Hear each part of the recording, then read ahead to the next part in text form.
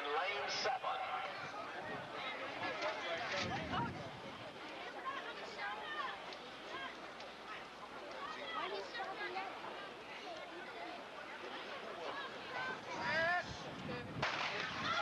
Skyline running in lane 3. Bruce in 3. Sock in 4. Roosevelt in 5. Von Adams in 6. Samuel running in lane 7. The District 10 5A 400-meter relay.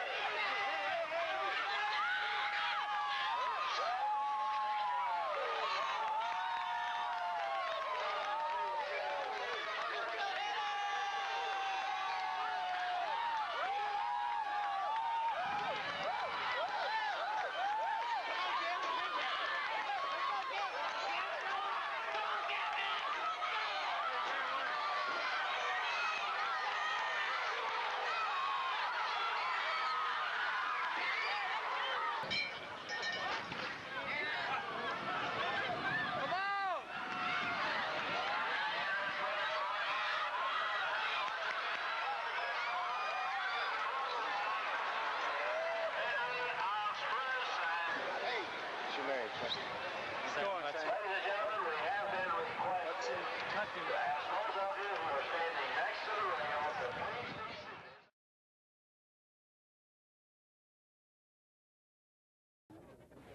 Running one of the legs for the Mustangs will be Roy Martin, and this has been a disappointing meet so far by Roy Martin. They'll need him today. It all started out with the men's 200-meter dash final. Martin was on the outside in lane 8. He was the favorite to win this race. And this is his favorite race, but he had a slow start and never got back in it. This is the race that he finished 4th in the Olympic trials as a high school junior. The ponies were counting on some points from Martin in the 100 meters, but he failed to qualify for the finals in that one. So it's been a big disappointment so far, and John Dockery talked with the puzzled freshman. It's kind of a tough meet for you so far. The 100 you didn't qualify, now this. Can you put your finger on it? No, I really can't say. I mean, it's very disappointing of me. Something I've never done. This is the first thing that ever happened to me. And you can't find any reason? Can't find it. Martin can more than make up for the mishaps with a good leg here. It all comes down to this in the men's competition. John Dockery's with the SMU sprint coach. Coach, how you feeling? I'm scared to death. Scared to death. You know it all comes down to this final event. Yes, we're well aware of it. The kids are ready. What'd you tell them? Win. Win. You made some changes in the lineup. Why? Well, just going off, we had 2 that are retired. You know, they've run already, and one of them being Rod Jones. And I want to go into the anchor leg with Kevin Robinstein, hopefully with the lead. I think if we can give him a lead, he's good enough to hang on to it. Harold Spells will run the first leg. A victory would be worth 10 points, and SMU would only win the team competition by a single point over Washington State if that happened. They've got their work cut out for them. Baylor in lane 4 is last year's NCAA champion. They've got 3 of those 4 guys back. SMU, lane 3.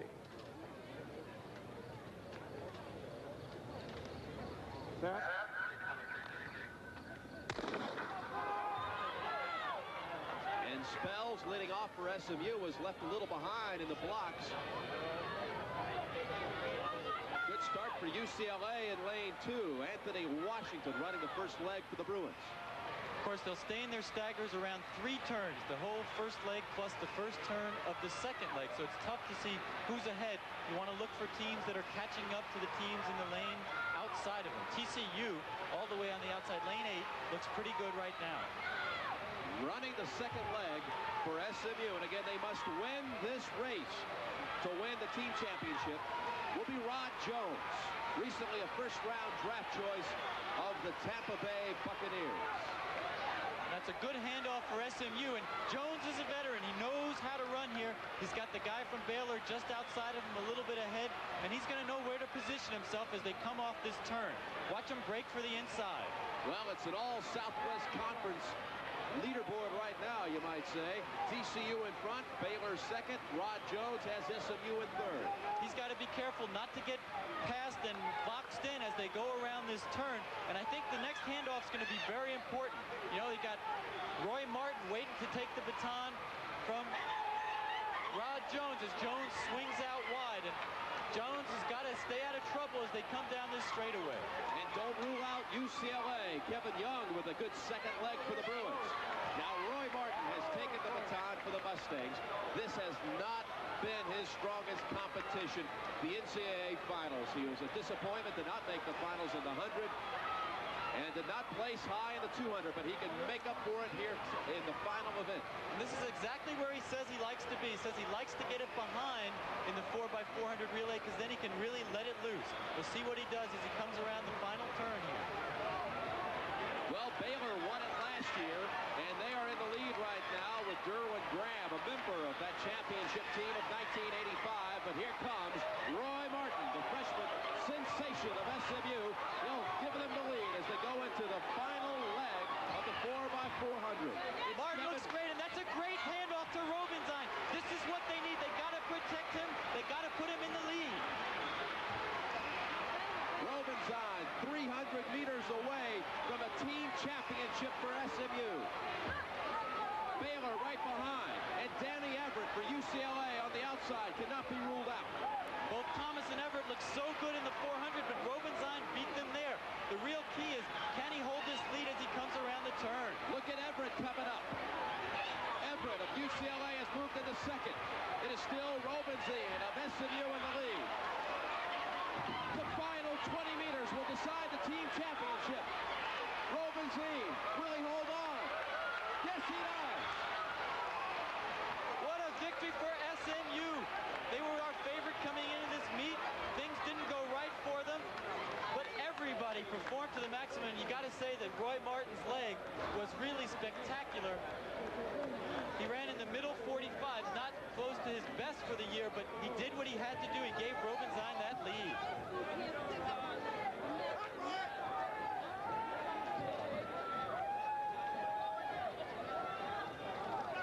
So SMU has claimed the men's team title. And can you believe it? It came down to the final event as Roy Martin, the freshman, salvages what would have been a really disappointing weekend in Indianapolis. Let's take a look at his leg as he got the baton here from Rod Jones. Can you imagine how nervous Martin must have felt knowing it was going to come down to him? And he actually looks a little tentative as he goes around this first turn. But remember, he's not very experienced in this event. He's used to running the 100 and 200 meters, which is an event run in lanes. And the good thing here is he's staying out of trouble. He's shadowing the other guys. He's getting into his running rhythm, and he's going to wait to make his move. He's in good position still as he goes around the turn. And the key is he wants to get up on somebody's shoulder, just as he's doing here. Otherwise, the other guys could have boxed him in.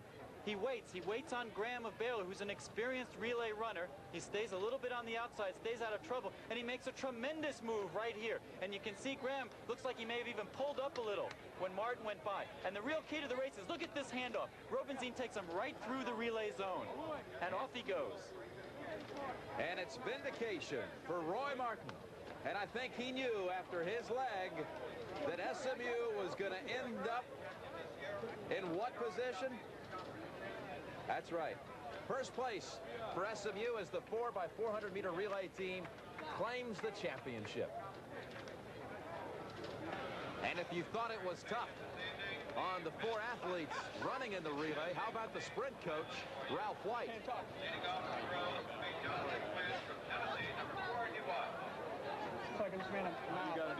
Let's watch his reaction through each leg of this relay.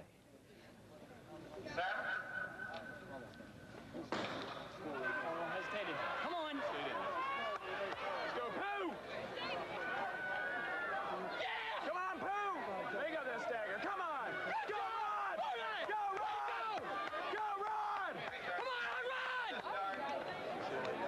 There we go! There we go! There we go! Come on, Rod! Roy! Come on, Roy! Come on, Rod! Come on, Rod! Kevin! Go, Kevin! Come on, hold on. There's Iowa State and TCU. Go, Kevin, come on. Come on, bud. Come on, Kevin. We got it. We got it. Yes.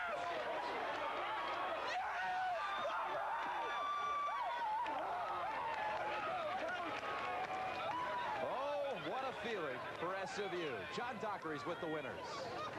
To say there's excitement down here is an understatement. Congratulations, gentlemen. The team title. What a leg. Yours was the key. It was a tough meet for you, but you made up for it. What were you thinking? I came in here this meet with a lot of pressure on my back.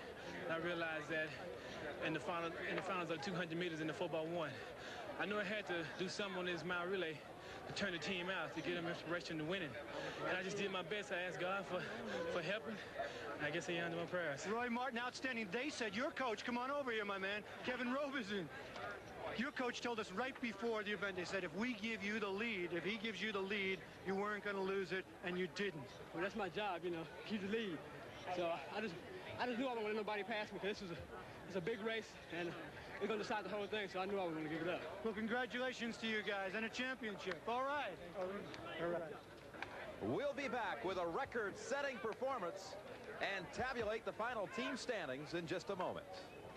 Another school from the Lone Star State won the men's competition. SMU first, Texas was third, and how about Washington State? They are the runner-up for the third straight year.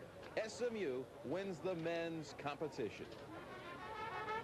And the Mustangs are getting accustomed to these heart-stopping finishes. 3 years ago, they won the track and field championship, also on the final event. Today, these four gentlemen from SMU won it by claiming the final event of this meet, the 4x400 meter relay.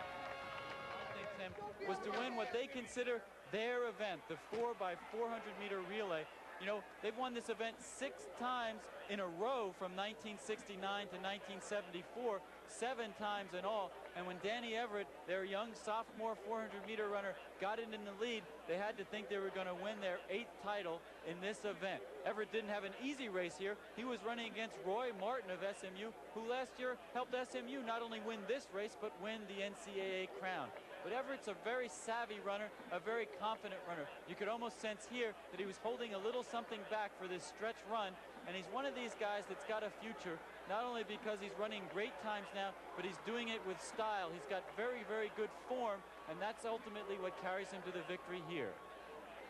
UCLA 7-5 at Indianapolis, and as O.J. Simpson slides back in to join me in that race, O.J., I'm sure you'll recall, he's waving his arms, looking at the crowd at that race in Indianapolis. Otherwise, he probably would have had a world record. Yeah, he could have had. Carl has a tendency to try to act for the audience. He plays to the audience a little too much, but here the last couple of days in the 200 meter, he's been very serious about it. He hits the straightaway, he keeps his stride real well, and he hasn't been doing much playing around in the 200 meters. All his playing around has been 100 meters. Looking at his competition, Albert Robinson, Roy Martin, there is Thomas Jefferson. He'll be running in lane 3, goes to Kent State. He's been hot of late. Larry Myrick's always seems to be in the shadow of Carl Lewis, not only in this race, but also in the long jump. Myrick's at least knows that he's on the Olympic team in the long jump, but there's Lewis, and again, he'll be running in his shadow with Lewis in lane 5. Myrick's in lane 4. The man to beat is right there. It's as simple as that. Carl Lewis already assured a spot on the 100-meter team, on the 100-meter unit. He's won a spot with a long jump, the 4x100 relay. Elliot Quao, who took a year off from Rutgers, makes his home in Brooklyn, will be running just outside Lewis in lane 6. In lane 7 is Dwayne Evans, who was a bronze medalist in Montreal in 1976, so he has been around a long time, again trying to make the Olympic team. And Kirk Baptiste, Houston sophomore from Beaumont, coached like Lewis by Tom Tellez, who's done a great job with these people. Baptiste in lane 8. Well, it should be 2 races. One, you're going to look at Carl Lewis and his attempt at the world record, and then everybody else is going to be picking up the pieces. I think Kirk Baptiste coming into the race would have been my choice to take second, but he's in a horrible lane. He's out in lane 8, and in a dash like this, you'd like to see somebody. We'll take a look at Rod Martin Jr. in lane 2. Here we are in the semifinals, though. This took place this afternoon, 4 o'clock here on the coast. And this was Lewis as we isolate on Lewis. And you take a look at Lewis there. He's one of the great curve runners that has ever competed in this event. Normally, he'll come off the curve at about 80 or 90 meters. He'll take control of the race. And as I mentioned earlier, he has the ability to relax. You know, you want to build up that speed as fast as you can. Once you reach the top end, you just want to relax. And as you can see, Carl is running real relaxed here. He doesn't look like he's pushing at all. And he just cruises in. He's one of the strongest sprinters you'll ever see. His time was 20.09. That took place about 2 hours and 45 minutes ago. Again, Robinson, Martin, Jefferson, Myrick, Lewis, Quao, Evans, and Baptiste. Now take a look at lane 2. You see Roy Martin Jr. He's a cousin of the beautiful Harvey Martin, formerly of the Dallas Cowboys, and he's a high schooler. He has the second fastest high school 200-meter time in history, surpassed only by Dwayne Evans, who ran a 20.22. He beat Dwayne in an earlier race today, and I think he has an excellent chance of making this team. Incidentally, he's the only guy in this race who is truly an off-the-pace runner. I don't expect him to be in the hunt when they come off the turn, but I think he'll make up ground to try to take third place once they hit the straightaway. Lewis getting settled in lane 6. Ran 19.84 on Tuesday. Men's 200-meter final live from the Coliseum, where the crowd is hushed for the start.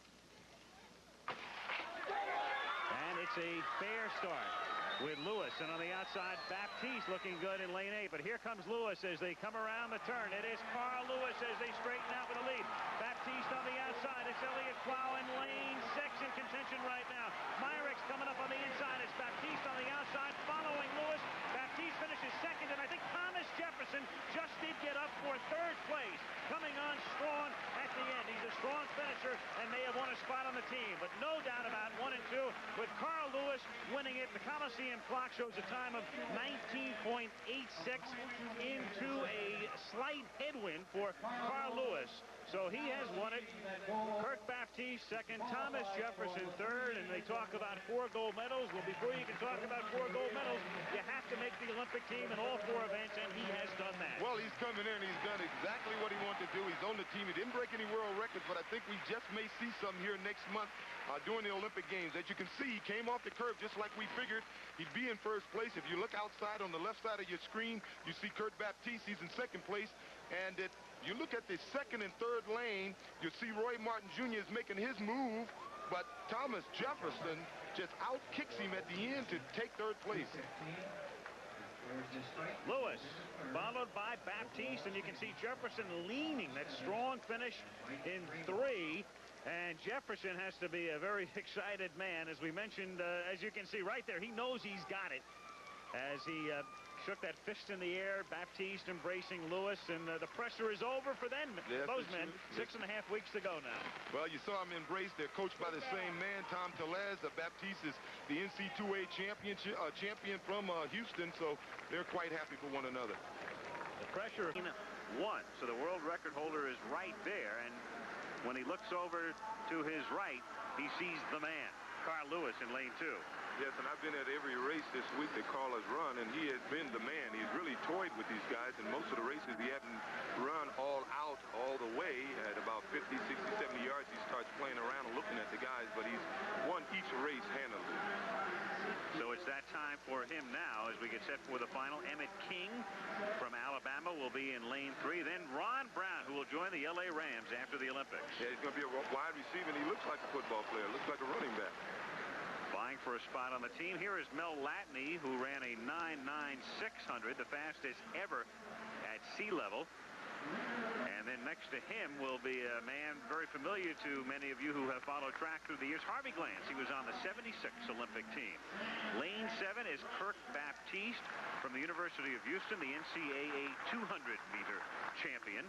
And then on the outside will be the hot man, Sam Grady, a sophomore from Tennessee who won the 100 at the NCAA meet and then followed it up a week later at the TAC meet in San Jose. Great field. Well, you're absolutely right about Sam Grady being hot, Al. You expect him to be leading at 50 yards. He's been doing that in every race this week, and historically, Carl Lewis takes over a race after the 50-meter mark. And if you look at this field starting, historically, all these guys have been equally good starters. They're good starters. The only guy that may be a little slow out of the blocks normally will be Calvin Smith. He's a little erratic, and at times he'll be late out of the blocks. But this is the man to beat, Carl Lewis. So 8 start, 3 make it. The shame of it is some tremendous talent won't make it. And there is Lewis off to a good start in lane 2. On the outside, it's Grady, it's Lewis, and Brown in the middle of the track in lane 4. But it's Lewis beginning to pull away. It's Carl Lewis and Grady on the outside, and I believe Brown finishing third. Carl Lewis winning it, and winning it breezing. You're talking about breezing. I'm sure we'll see it on replay. This guy has been playing with these sprinters, and you're talking about the finest sprinters in the world today. This should be more competitive than a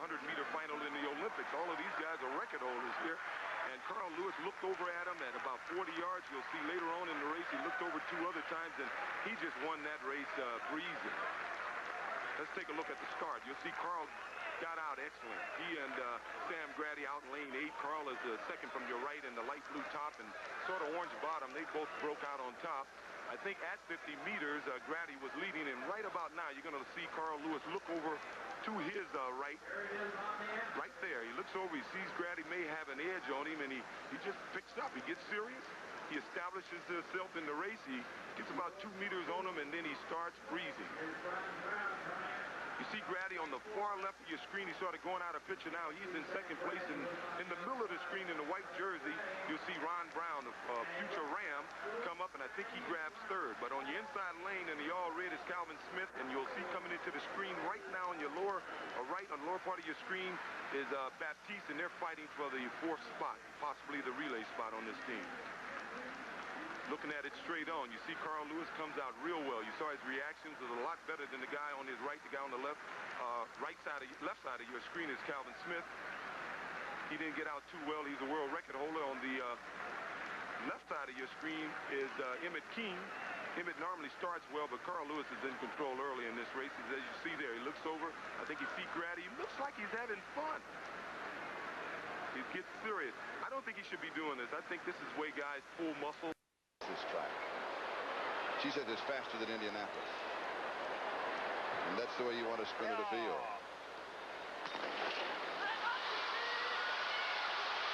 Florence Difford-Joyner closing the stagger already on Kerry Johnson. She's running hard, Charlie. Drexler not running that well, and Flojo's going to have the lead. And now she runs for the record. Here comes Drexler. And Florence Difford-Joyner striding across at 21:76.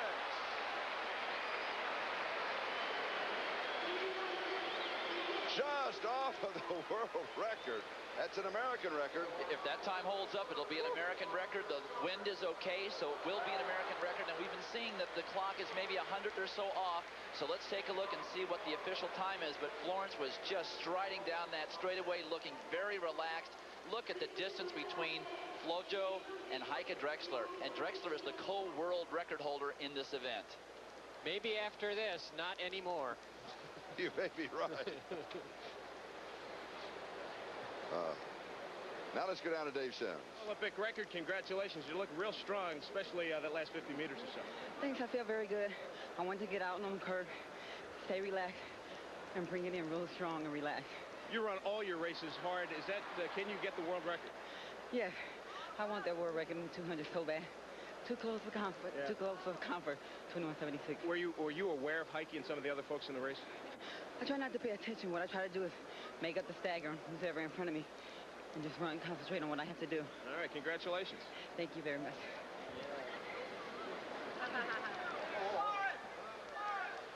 Oh, that's a great smile. Here's the overhead look, Frank. She is just so much better than anyone else in the world at this event. If she